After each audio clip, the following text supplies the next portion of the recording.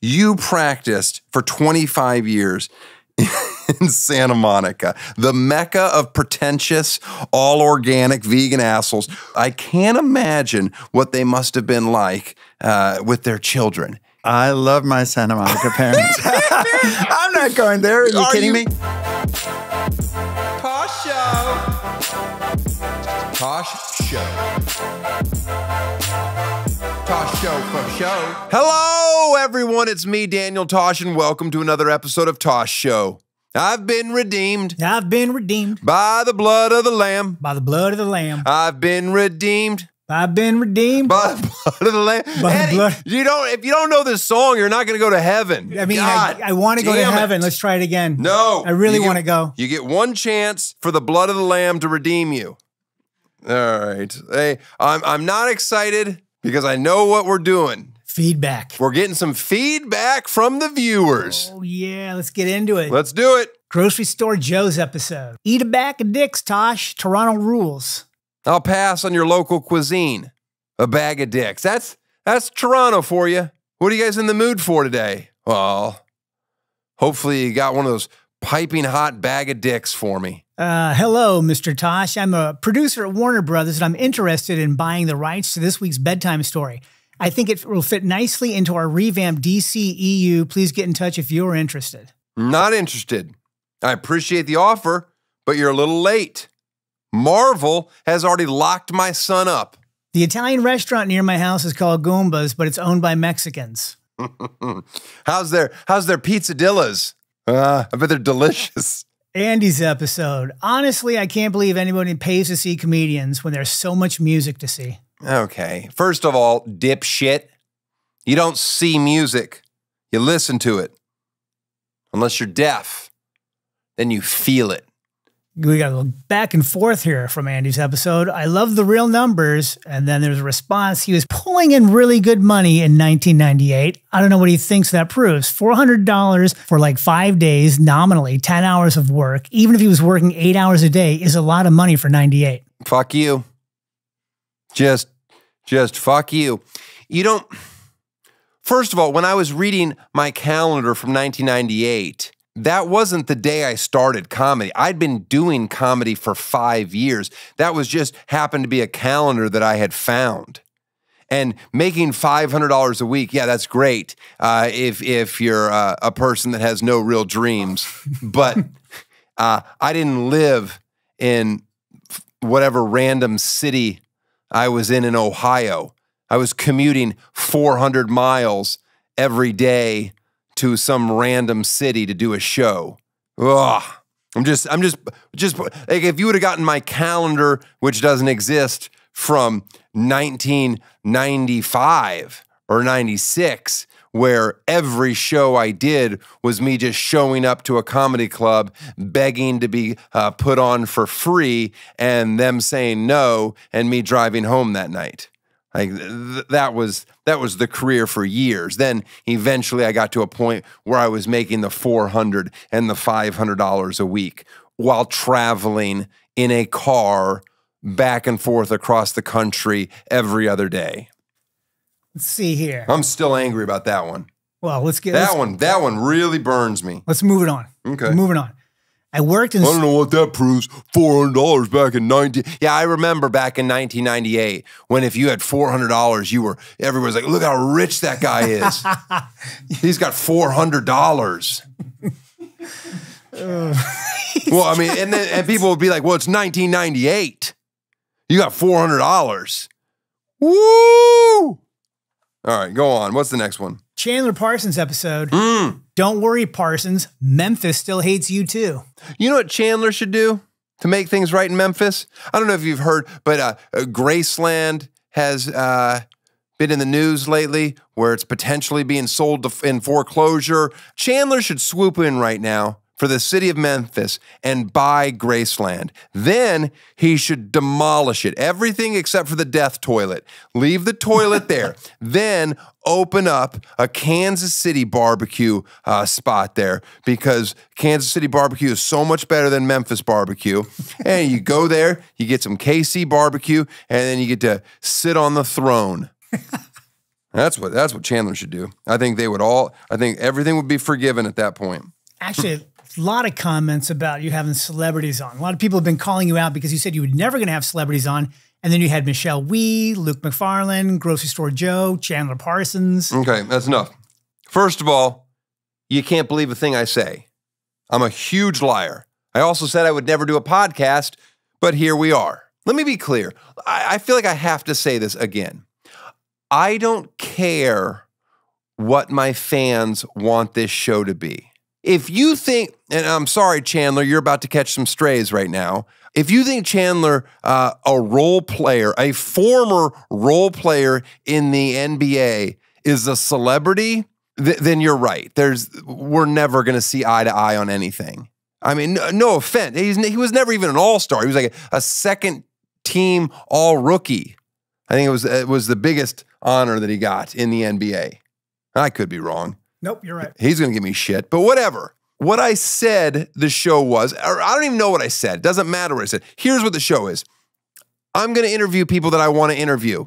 If I find them interesting, that's why they're going to be sitting there. What I didn't want to do was do a podcast like other comedians where they're just talking about stand-up comedy back and forth to each other.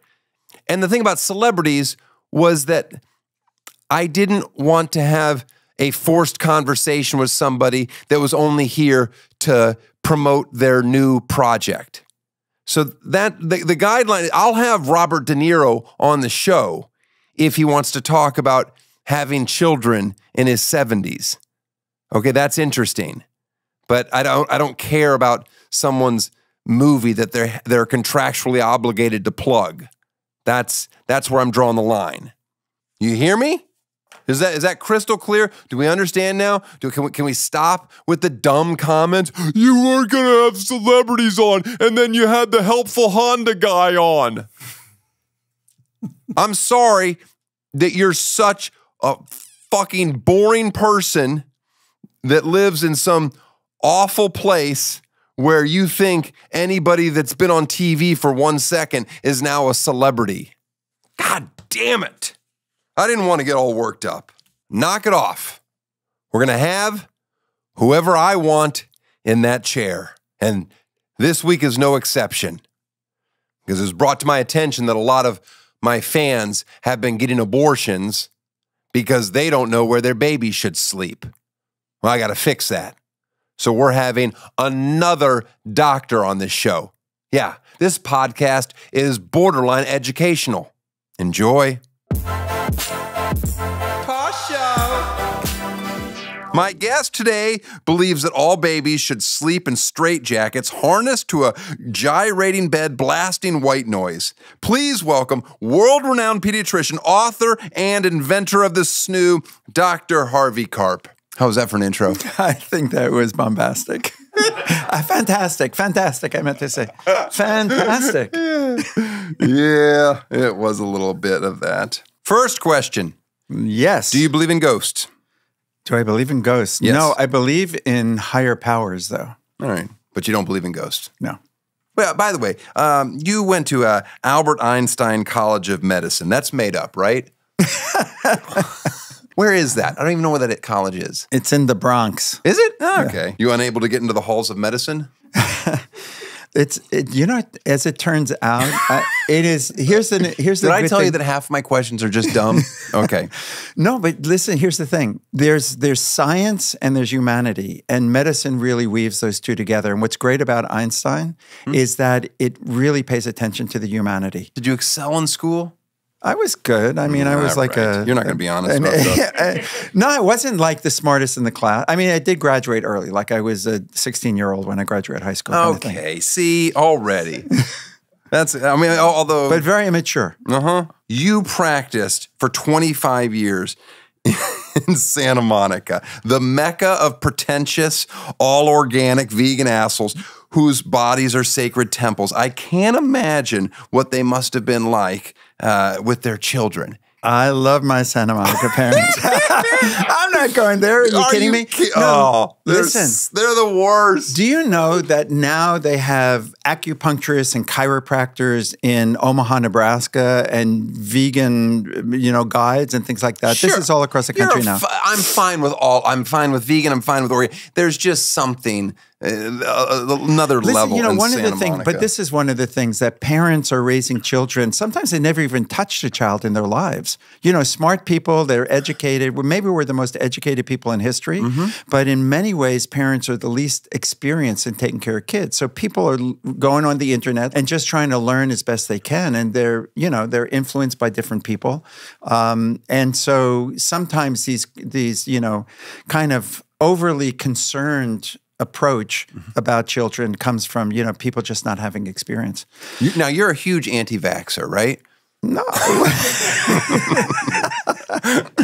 I don't. I give vaccines to all aunties. Is that what you mean? I don't hesitate. If they tell me the kid needs it, I'm like, stick them. Let's go. Yeah. There's no debate ever.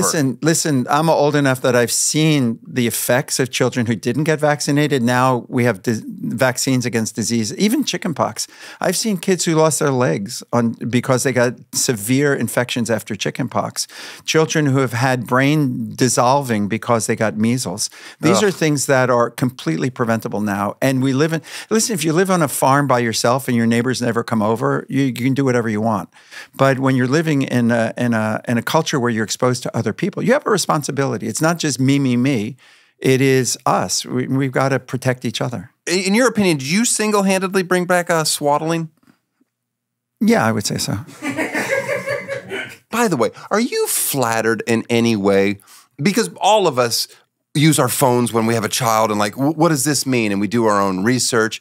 But that so many times the answer to the question is quoted from you.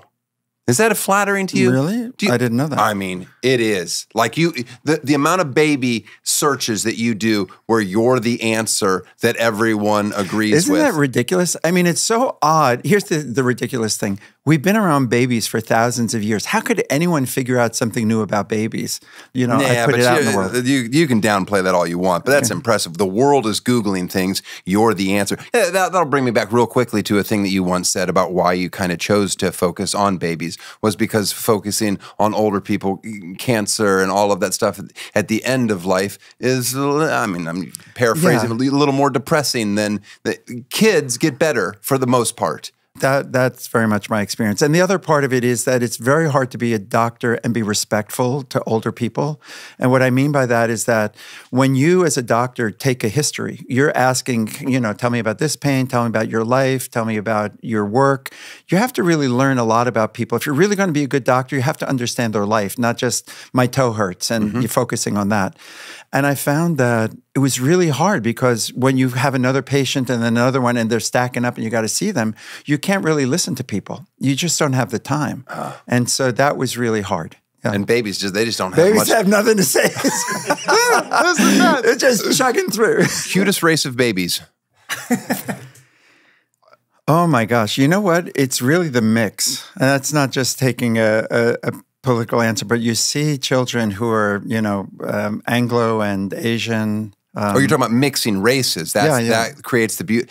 It does. Sometimes it backfires. I've seen a few mixed race babies where I'm like, that one didn't work, and I feel bad for the parents. Well, nothing's 100%. But the fact of the matter is that the melting pot is it's really a great thing because you mush all the things together and the more you'll get the things you like than the things you don't like. Babies in general, as a parent, you look at your child and you're like, oh my goodness, so beautiful. And then time goes by and you look back and you go, oh my goodness, what a monster that came out of us. It was usually so people, it's just the opposite thing. I mean, yeah, sometimes the nose is smushed and the head is big or whatever, but there are studies that show that we're attracted to beings that have a big forehead and big eyes and a small chin. There's a cuteness factor that makes you go, oh, that's adorable. We're set up biologically to see babies as being cute and seeing baby animals as being cute because of their big eyes and big foreheads and things like that. Do animals do this as well? Do you have any idea? Do animals look at other animals in their same species and go, oh, you're an attractive animal versus an ugly animal? I always wonder, because the reality is humans all look alike. It's so funny how such subtle things make one person beautiful and another person ugly. Yeah, because you're never supposed to say, "Oh, all blank look alike." That's certainly a race of people. That's not considered a very well. But proper. it's not right. I mean, maybe it is if you don't know how to look at somebody. I mean, if you look at the specifics of a face, or you look at the gestalt, and the face is white and the nose is big or small, and he looks like those people, But I think when you get to know a race and you understand the subtleties of it, like, can you tell the difference between someone who's Korean or Japanese? Absolutely or Chinese? not. Yeah. So I mean, but someone who's Korean can. Right. Well, so, my question is, like, do you think pelicans are going, look at that fucking ugly pelican? I'm sure they are, is what I'm. But to me, all pelicans look alike. And I bet if you ask everybody in your audience, they would pretty much agree with you. My audience is for the most part idiots. I find it fascinating that you're here because really the reason that you came into our lives or on our radar was because your wife backed in to my producer's car over there. Is that true? That is true, but it was an accident. It was an accident. She wasn't trying to get me on the show as much as we were excited when we heard about it. That is so funny to me. I was like, well, how do you know this guy? And he's like, I was just like, I was confused. He goes, nah, his wife bumped into my car and we just started talking. And I was like, oh my goodness, how's your wife doing? She actually just twisted. We were 5 hours in the hospital a couple of days ago because she twisted her ankle hiking. But thank you for asking. 5 hours? Yeah, on a twisted ankle? To get x-rays. You don't have stuff. any pull at a hospital? Are you kidding me? It would have been 15 hours. It was 5 hours was really great. But now you're making me feel bad, like I'm insignificant. Well, I feel like you could have opened some. I mean, my mom was a nurse for 60 years. If I ever needed stitches, boy, she'd just march me right in. I always felt so cool when I was going in with my mom. Yeah. And let me tell you another thing. A lot of people might be like, they always ask, like, oh, why are you having this person on? I want you to know, the reason that you're on is because I find you fascinating. You invent the snoo, and for those that don't know, it's a very high-end bassinet. It vibrates, it shakes, it has white noise. It basically helps your child sleep in a safe manner. Correct. Okay. And it's pricey and blah, blah, blah. There's always incorrect. Well, there's at some point you can get it secondhand. There's a world. You can rent it for $5 a day. I mean, it's cheaper than a Starbucks. Yeah, $5 a day. I don't drink Starbucks. Okay, blue bottle. I don't drink coffee. Okay. Do you know why I don't drink coffee? No, I was Most wondering. people drink coffee because they need to be awake. You know what I do when I'm sleepy? I take a nap. And to get energized, what do you need to do? No, just open your eyes. Well, sure. No. I'm okay. I've just never been people drink coffee for the taste too. But here's the thing: it doesn't matter when you have a baby and you're exhausted. A lot of people are buying coffee because they got to keep their eyes open. They got to go to work. They don't want to get in a car accident. Understood, and that's why I know that I was extremely fortunate because I had children that slept, and I was in a position where I could make work around my schedule. And what I did when my baby slept, I slept. Like that was just what I did. It's great if you can do that. But here's the thing. Snoo isn't just about sleeping more. Snoo is about keeping a baby safe because it prevents them rolling over. It's the only bed that's got this FDA authorization that keeps them on the back. Do you know how many kids, just healthy kids, die in the United States? 4,000. 3,400. So close. I mean, yeah. I mean, who's counting? What's 600 babies? Yes, especially if they look like pelicans, right? Okay. So, you give me a pelican baby, I'm gonna be in love. So here's the thing. It's really one of these tragedies in raising children in the United States. That's the number in the United States. Okay. Let me ask you, has any baby died in a snoo? Yes. Oh, how many? There are 5 that we know of. Okay. So that how many people have died in a Tesla? Yeah. Just out of curiosity. No, but here's the thing. I mean, it's dramatically less than one would expect in a regular bed. So the point being that, and we're not claiming that we prevent SIDS. We don't have the privilege of doing that yet from the FDA, but we do claim that we keep babies on the back, which everybody knows is the #1 way to keep babies safe. Did you know that my grandfather died of SIDS? No. The oldest case. Your grandfather. Oh, my gosh. Can I get into why I don't have a snoo? Yeah. So I had my first child 5 years ago, and a coworker of mine had a snoo and brought it to work for me, was going to give it to me for free. His child had grown past that age. And then the showrunner on that show, Charlie, he shamed me.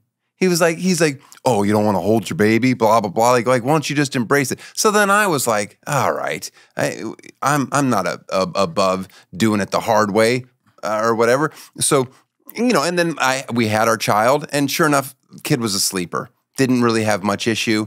If there was ever a scenario where it was like, we need to try something different, I would have waited 2 seconds and I would have purchased it at full cost. Rented it, I hope. I wouldn't have even rented it. But Did you have help? Did you have help in the house? No. No, just you guys. Yeah.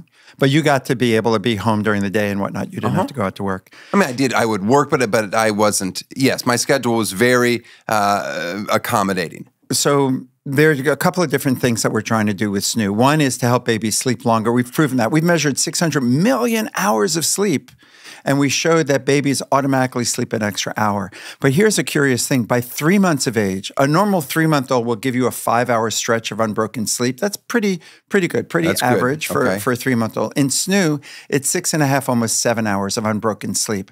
In other words, we're maturing the brain 2 to 3 months earlier than we ever thought was possible. And what we're studying now is, well, if you can mature the brain to sleep longer, are there other ways that you can mature the brain as well? So I want to give you an example of that. Kangaroo care. We're off of pelicans now. Kangaroo care. Have you ever heard of that? Oh, I don't know. I'm guessing it has to do with the mother holding them in the pouch. Yeah, exactly right. But instead of a pouch, we kind of bind them against the chest. And we do this with little premature babies, like a 1-pound baby. And you put them on the mother so the baby feels the breathing and smells the mother and feels the movement of the day, is kept warm. And what has been done now is that we've been doing that for 30 years. And we measure the brain development of children 15 years later.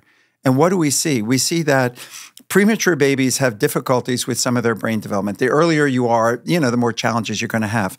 Kangaroo care improves that, and almost all the way to being a regular normal term baby.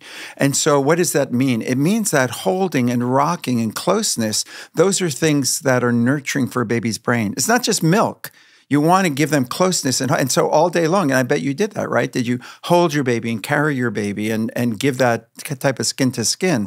But you do that for 12 hours. The skin to skin feels a little awkward, I'll be honest with you. You're always like, oh, am I really doing this? Am I taking off my shirt? So, but anyway. Yeah. Anyway, it's a super cool thing to do. But anyway, here's the point. The point is that if you feed a baby, but you never hold them and carry them, their brains are not going to develop normally. Gotcha. If you do it 1 hour a day, that's better. 2 hours better than 1. 4 hours is better than 2. So what do? 12 hours at night, we have babies in kind of sensory deprivation. They're kind of in dark, still silence. If you ask 1,000 babies, you want to be 12 hours by yourself in the dark or held and rocked and shushed. Right, but that's the argument that listen, there's a lot of third world countries where everyone sleeps with their baby, and that would give you what you're asking for, but then you have the problem of rolling over and killing them. That's right. That's right. So how can you give the baby the nurturing that they're going to do the best with, but keep them safe as well? Because we started SNU originally was not even about sleep. It was about how do we keep babies safe on the back. Unfortunately, I've had the experience of working with families who have lost their babies. You never recover. You just never recover. It is such a horrible, horrible experience. So we're really super excited about keeping babies safer. Yeah, we want to improve sleep at night, but also improve it during the day. Because during the day, when you're cooking dinner or taking a shower, most people don't have help in the house. But it used to be that everyone had 5 nannies, right? When you had your grandmother and your aunt and your older sister living next door to you. I know, but I don't like that either. Why? Whenever like my wife will have the discussion where she'll bring up some other country where, when a mother has a baby in this country for 6 years, the whole village just rubs her feet. I'm like, okay.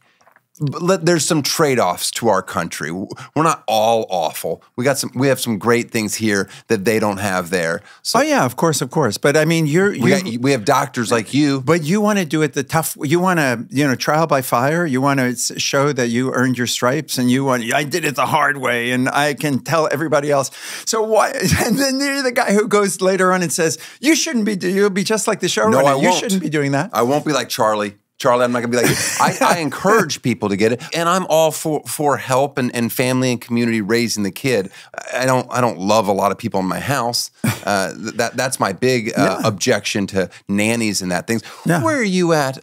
SNU or a night nurse? It's not an either or. You can use a night nurse and a SNU because the night. Well, then what's that night nurse doing? Changing diapers, feeding, kind of bringing the baby to you to nurse. I mean, I'm not advocating it, mind you, but it's good to have help. Listen, do you know what postpartum depression is? Of course. Okay. Do you know how many women get postpartum depression? 30% is my guess. Not a bad guess. So about 20% in the general population get depression and/or anxiety. But in the higher risk populations, inner city folks, single parents, things like that, it's more like 30%. So you're on target there. 30%, 20 to 30% of all normal mothers get clinical depression. That's like ridiculous. Now, what percentage of that do you associate to them not getting a proper night's sleep? A lot of it. So here's a bunch of things that lead to postpartum depression.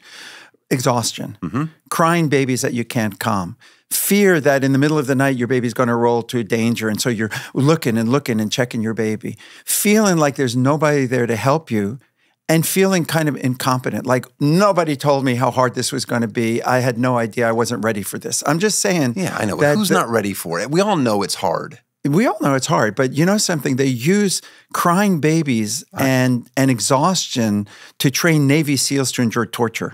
So it isn't just like mildly hard. If you're going night after night with sleep deprivation, it becomes like torture. My point is that we developed SNU to take care of all of those 5 things that lead to postpartum depression. So our goal, besides helping the babies and keeping them healthy and keeping them safe and helping to nurture their brains and preventing them from rolling to their death, is how can we support mothers and fathers to be healthy, to kind of be feeling successful instead of overwhelmed, and be able to go to their job every day so they can earn a living and pay for their family. You believe in the 4th trimester? Yes, I do. What about abortions during the 4th trimester? No? that I was just curious. Daniel. Sorry about that. You believe in 4th trimester? What is? That's just. But you know, a horse can run the first day of life. They have to be able to run to survive. If they can't run, they're going to get eaten or something. A baby. What? Who's a horse? A horse. They eat horses if they don't run? Yes, of course. You serious? The wolves, the coyotes. Oh, you're talking about in the wild? Yeah. I just thought you were talking about like a random. I guess it's lunchtime. That's why you went there. No, but you know the babies are very helpless when they're born. They can't even smile yet. They can't even follow you across the room. So the only reason we have to kick them out is because their heads are so big. And so we have to deliver them into their 4th and take care of them as if it's a 4th trimester of care inside. That's the concept. But it helps people to know, because people used to say, don't go to the baby when they're crying. You're going to spoil them. You're going to make them feel like, like they're going to get everything they want just because they cry. And actually what you're doing in the beginning by going to them and holding them and responding to them quickly is you're building a sense of trust and confidence that they're going to then carry with them the rest of their lives. We call this attachment. So it's super important to give to them, to meet their needs as much as you can. You can't do everything, but as much as you can in those first 6 months of life. And later on, you're going to teach them, well, just because you cry doesn't mean you're going to get what you want. You can't have the scissors, period of end of story, and you're going to teach limits at that point. But you don't need to worry about that in the first 6 months. The elephant in the room that people will always bring up when looking into your work is that you never had children, yet you're the expert on all babies. Well, although you do have a daughter, a stepdaughter. She works for you now too? She does. Yeah, she's our head of marketing. Do you ever swaddle her as an adult just to be funny? Did people ever say, "Oh my goodness, how would you relate to them?" And that's obviously ignorant people would say that. Yeah, I mean, it's like going to a gynecologist who's a man and saying, "How can you be a gynecologist?" He's been on my show. Really? My wife's OB. Seriously? G1. Yeah. Would you love to have your brain, live forever? Forget that nonsense. But wouldn't you love to have your brain downloaded and then turned back on a couple 100 years from now to see how right or wrong you were about things? Because there's no way we're going to be doing things the exact same way that we do now with babies. But yeah, that's curious. Yeah, of course. Like a time machine. Well, because it's like, oh, babies sleep on their stomach. Now it's like, oh my God, make sure they're on a coffee table. There's just a study that just came out with that. That says they can sleep on a softer bed? No, it said that what we did by putting them on the back actually messed up with their sleep. It keeps them safer. It's definitely the only safe position. But babies don't like to sleep on the back. No they one wake does. themselves up. My second one, oh my goodness, at about 3, maybe 4 months, I'll lie if this is inappropriate. But man, once she went over to her stomach and started, I was like, done. Yeah. I'm letting her. But here's the thing. And I'm old enough that I used to only recommend sleeping on the stomach because we thought if you were on the back, you would vomit and choke and that caused deaths. It turned out we were 180 degrees wrong. Babies don't vomit and choke on their back. So that is safe from that point of view, but they don't like being on the back like your daughter. But here's the thing. They are safer on the back. And so why even be forced into that chance? Why not allow a child to sleep well, but sleep safely? And that's really what SNU is trying to do. I mean, it's weird. It's weird the compromises you'll make with yourself for an extra 30 minutes of sleep.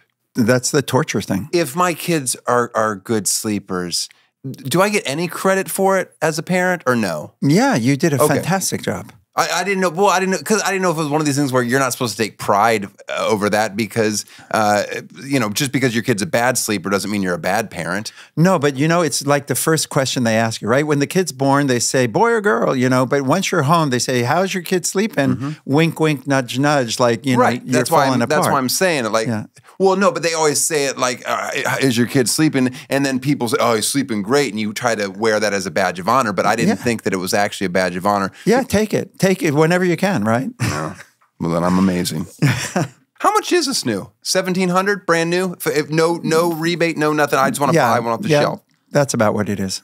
Okay. Yeah. So you use it for 6 months. 6 months is how long? Yeah. Yeah. So that's like $9 a day. So would you pay $9 a day for an hour or two more sleep? And I know you wouldn't. Right. You wouldn't want it at all. I'll buy one of those fancy mattresses that with the plaid. What are they? $100,000. What are they called? Hastings or whatever. In Beverly Hills, they have a store. The horsehair one. Yes, the horse. You have a horsehair mattress? I don't have one. No, I just have a Tempur-Pedic. No, I sleep on a just on a table like this. No, you don't. You like a firm bed? I do like a firm bed. Do you have it elevated slightly? No. I have mine. I have two. I have do you 3-inch risers. No. Little acid reflux, I guess. But that helps. Do you ever own a water bed in your life? Yeah, I did. You did? I did. Yeah. The worst night's sleep ever. I hate it. Yeah, I hate it. Exactly right. Seasick. I had to take Dramamine every night. How many hours a night are you sleeping? 6, 7.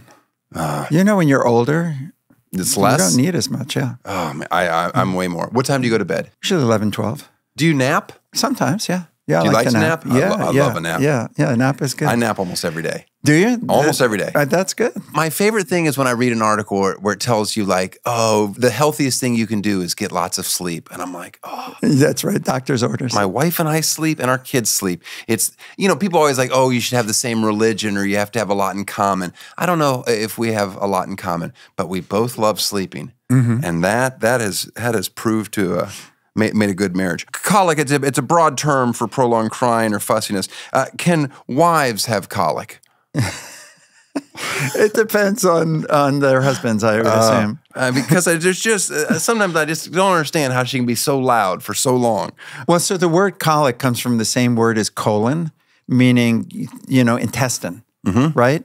And so for thousands of years, people have said, well, colic, the babies just cry, they get red in the face, they grunt, and so go, I think their stomach is bothering them.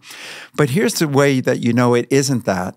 It's that when the baby is really fussy, and sometimes we say, drive them around in the car, and they fall asleep in the car. Well, a car is not going to make pain go away, or bouncing on a yoga ball, things like that. So it turns out for the most part, colic is a child who is like really sensitive and they don't have enough calming rhythms. I mean, like if you hold and rock your child all day long, they're much less fussy.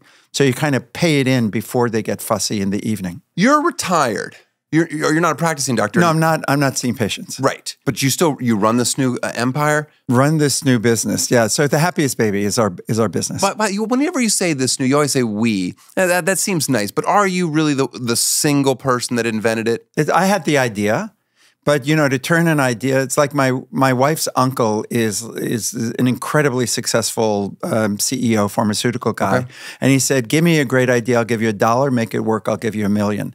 Having the idea is one thing, but you need engineers, and this was actually difficult. This was very difficult to design. I can imagine. And my wife, God bless her, is like, there'd be no company without her. She found our factories, raised our money, hired our executive team. She has been just incredible. So it really is a team. And my daughter That sounds like somebody that doesn't have a prenup.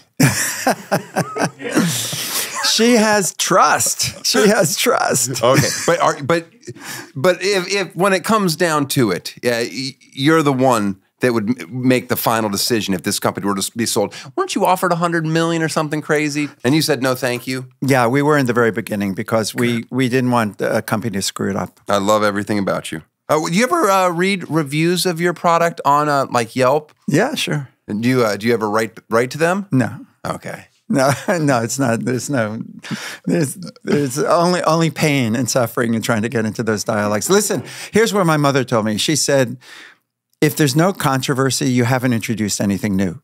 So don't worry about controversy. And so people, and listen, no one product works for everybody, but this works like 98%. The only real controversy with you is that I've seen is that you attach to a lot of celebrities at the beginning. People said that wasn't whatever, and then it wasn't obtainable for everybody. Now you've said $5 a day or something like that. Yeah, and our goal is everyone gets it for free. I mean, thousands of people get a free snoo from their employer. So anyone who's listening can go to their employer. What employers are good at this? JP Morgan Chase, Under Armour, Snapchat, Dunkin' Donuts. I'm not going to work for Under Armour just for a snoo. How about Sonic Burgers? Would that? No. National Air Traffic Controllers Union? Would you? Sonic Burgers gives free snooze? Yeah. That's pretty nice. Yeah. So anyway, the point being that our goal is everyone's going to get it for free. So insurance will cover it. Now we're starting to work with Medicaid programs so that the most at-risk populations can get this. Because the goal, like you said, I'm 72. I'm not a startup guy. I'm not a roboticist. I'm not a techie guy. I'm here. My wife and I really started this, and this is just the way it is. We started this because it was a serious problem and it wasn't getting better year after year. In the last 20 years, you know how many babies have died of SIDS? It's the same number of American babies as American soldiers who died in Vietnam. I mean, it's just an absolute travesty. And so that's why we started this, because we thought we could make a difference. So now the goal is to get everybody to get it for free, and we're working hard to do that, and it'll be paid for by, the insurance folks. I heard Beyonce bought 36 of them. Is that true? No comment. All right. Why'd you name it Snoo? When we tested it out, people smiled when they said the word snoo, so that's kind of a positive thing. We have the 5 S's. We wanted this to be one of the S's. Do you know about the 5 S's also? Yes, I know about the 5 S's. Sarcasm. Do you do that? That always works with my child. Yeah, split personality. Sneezing. You should never sneeze in a baby's face. That's a bad idea. The 5 shh, shh, shh. Of course, that's one. Swaddle. What's this? Swinging. Okay. Yeah, sucking and the side stomach position. Sarcasm isn't one of them, though. Interesting. So everyone knows you hold a baby, rock them, it's going to work. But why does it work? They get dizzy? Did you ever fall asleep like on a long haul airplane flight or in a car? Yes. Yeah. So all adults do that. They like to rock in hammocks. We like the sound of the wind. I don't love a hammock. You don't? Okay. Well, rocking on the ocean, do you like that feel? No? Right. You don't in a boat? No? But boats, no, I don't like that either. No, okay. I don't nap at sea often. You ever been on a cruise? Yeah, I like it a lot. You cruise? No, I've been on personal cruise. Right. You've been on a yacht. The right way. You've been on some oligarchs. They always want a doctor on board. How many Russian oligarchs have asked you to be their primary care physician? I cannot give you information. I got you. The cool thing about one of the things that I really enjoy about the 5 S's. Actually, back to the 5 S's. What is the reason that the 5 S's work? Well, it imitates the uterus. But why does the imitating the uterus work? And this was actually the kind of thing that I really discovered. This was the aha moment, which is that babies are born with lots of reflexes. That's a built-in software so that they survive. Like, you don't teach a baby to suck or to swallow. They know how to do that all on their own. You don't teach them how to cry. But it turns out they're born with an off switch for crying. And the that off switch is activated by imitating the womb. And the reason that that's so important, the entire survival of the species is dependent upon babies having that off switch. Because if they're swimming around too much before they're born, they'll get stuck in a sideways position or in a breech position where their head is up and their feet are down. And then they get stuck coming out and they die and they kill their mothers. So all of us are descendants of these Zen little babies who are kind of put into a trance by the rhythms and the sound of the womb. The whole reason that you have mantras or that people like to rock, you know how you see people with their legs going back and forth when they're nervous and kind of jittery? And they shake the table. And they shake the table. Infuriating. I know. It's annoying, but it's soothing for them. And all of that is really related to this very ancient part of our biology. There's the book, The Happiest Baby on the Block, which I kind of don't recommend people read because there's a video. I mean, it's a great book and it's got interesting stuff, but to really learn the 5 S's, you got to watch it. And so there's a video we have that teaches that. It's kind of like learning how to tie your shoelaces. You know, you're going to learn it better by watching somebody than by reading a book about it. Just how hard is it to learn shh, shh, shh, shh, shh, and then snuggly and huggy and so here's the kind of nuance to it, right? It's on the side, rolled towards the stomach, not rolled towards the back. So people oftentimes mess that up, or they have to swaddle arms tight but legs loose. And the shushing, how loud you do the shushing, people all the time are, you know, like what you just did, the shh, shh, shh. That's not the way it is for babies. Because inside the womb, before babies are born, which is what you're imitating, it's louder than a vacuum cleaner. How do you know? It's been measured. It's science. Got it. I didn't know they could measure. I didn't know they could measure it. Yeah. I didn't know they could measure it. Okay. No, listen. I go as loud as I need to break her or him out of whatever they're in. Yeah, but people, when they do that, they go, I feel bad, like I'm saying shut up or something like that. No. But you have to, you're exactly right. You go to the level of their crying and then you kind of bring them down for a soft landing. All right, see, I don't have to read it or watch it. Yeah, you're a natural. You're a natural. I give everybody that's on my show a gift, but I have to grab it over here. It's not a real gift. It's just something from my house that I don't want anymore, and then they have to take it. Do you like massages? No. Okay. You'll love Oh, this. it's Theragun. Well, Theragun. No, because I figure if it's like a massage, but it's a machine that does it for you, much like the snoo is a person rocking you. You can just have this. I never liked this. Somebody got me this, and I'm like, I'm not using this. I like a real massage. You give yourself a happy ending with this, you're going to get hurt. So here, you can take my massage gun. Thank you so much. That's incredibly generous. Wait, you know what? I have more things for you. I forgot. I have, this is, you ever use like a face mist before you go to bed? It's supposed to help you sleep, like a spray. Is it lavender or something? I don't, yes, exactly. Yeah. I don't like the smell of this one. So I'm going to give that to you. And this is just some essential oils called Unwind. It's going to help you sleep more. And you hate this one too. I don't like that one either. Thank you so much. I'm going to get this off my table. I don't... You wrote happiest baby on the block, happiest toddler on the block. Any plans on publishing happiest / sometimes depressed / most awkward teenager on the block? You know something? That is the toddler book. Teenagers and toddlers have a lot in common. Toddler starts at 1 and goes till when? Toddler starts at 8 months. 8 months. And goes up to, 70s, 80s. I mean, listen, everyone becomes a toddler when they get upset enough, right? They throw a fit and they're not reasonable and they can't hear what you're saying. Toddlers are between being an infant and being a kid. And they want to, they want to do things that they can't quite do yet, but then they fall and they cry like little babies. They're going back and forth. Teenagers, I want to be a kid and I want to be an adult. I don't want to clean up my room. Can I have the car keys? It is really trying to find their way to make the jump into adulthood. So a lot of the way you communicate actually is very, very similar. Have you checked out Happiest Toddler on the Block? No. So you don't like any of my work, basically. No. You're just avoiding me. No, I married someone that is so smart that You just delegated. I did. You're out surfing. I delegated it and I went surfing. You're not wrong. Yeah. It's like I have so much confidence in now here I have tons of experience with babies. I have a large family. They all had children early. I've always been around babies. I was babysitting was my key source of income from like 11 years on. I've just always been very comfortable around kids. Well, and not to, brag that my kids are better than all of their friends, but like we have a large group of friends in our neighborhood.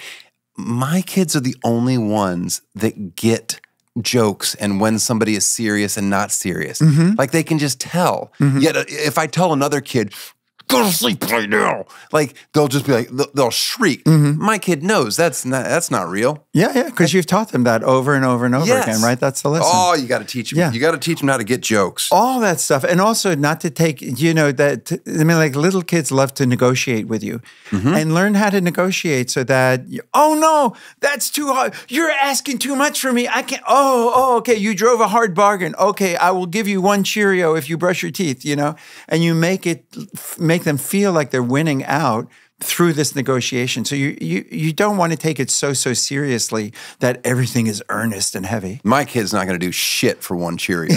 All right. Okay, Dan. Two Cheerios. No, you win. It better be at least Honey Nut Cheerios, or he's not even getting out of bed. If you wanted to see the future, read The Happiest Toddler, because you will understand ways to communicate with kids that people who, like preschool teachers and pediatricians who do this as a profession, are able to do to get kids to cooperate and stuff like that. Like in my practice, I had a reputation in Santa Monica for being the doctor that if your kid hated doctors and was scared of doctors, that I would help them get over that. Because it's all about how you communicate and approach them. And I bet as a comedian, you already have a lot of skills that you're using because you don't take it all so seriously and so earnestly, which is half of the problem, right? People are just so incredibly, I don't want to hurt their feelings, or, I can't make them do this or that. And you don't take the responsibility of being a parent. And so part of what I talk about in the book is how do you set limits and how do you do the tough things that you have to do as a parent, because you're not their friend, you're their parent. I'm also their friend. Maternity leave. It's bad in this country. Paternity leave also. How long should people get off from work to focus on their newborn baby? A year is a good amount of time. Holy cow. I mean, here's an interesting thing that's going on. Everyone knows about the climate crisis. Bad things are happening there. Not a lot of people know about the population cliff, which means that there aren't enough babies being born. I know you've advocated having fewer babies being born, but have I? Yeah. I mean, I'm sure I've made a joke about it, but I have two children. John over here keeps spitting out kids every week. So here's the thing. In a lot of countries, the population has dropped. In the United States, it's dropped 20% over the last decade. But in some places like Korea, Japan, Italy, even China now, it's plummeting. And what that means is 20 or 30 years from now, you're not going to have people to pick up the garbage, to do all the jobs, to pay the taxes. It's all going to be a bunch of old people and nobody to take care of them. 20, 30 years ago, we were worried about overpopulation. It has shifted like a 180, and now it's a very serious international problem. Are you saying, though, that there's going to be more affordable land available for my kids' future? That's not all bad. No, it isn't. So there's a silver lining for the Toshes. Everybody else is screwed. The Toshes. Oh, they finally catch a break. Dr. Karp, thank you very much for being here today. I appreciate it. So good to meet you, Daniel. Shh. Still got a baby sleeping. Tosh Show. I want to thank Dr. Karp. Good stuff. I learned a lot, but it doesn't matter now because my kids are past the age. Now, if I have a third child, shoot me. Here's a good guest. Carl, why are you sitting over here? You want to tell everybody why? Because your birthday's coming up. His birthday's this week. Carl's going to be 3 years old. Send us some stuff. You know what the problem with our podcast is now? What? It's reached like my outer circle. Well, so I got an inner circle, right? Which is just the people I see constantly, friends. Then there's this outer circle of people I know. And then they kind of keep coming up to me. The other day, like a guy goes, oh my goodness, you know so-and-so? And I'm like, yeah, I know. He goes, you got to have him on your podcast. He's not a celebrity. He'd be perfect. And I just like looked at him like, oh no, I don't think he would. I don't find him interesting at all. Or I get this a lot now, Eddie. People, I could never be a guest on your podcast. I could never do it. And I'm like, yeah, no shit. I would never ask you.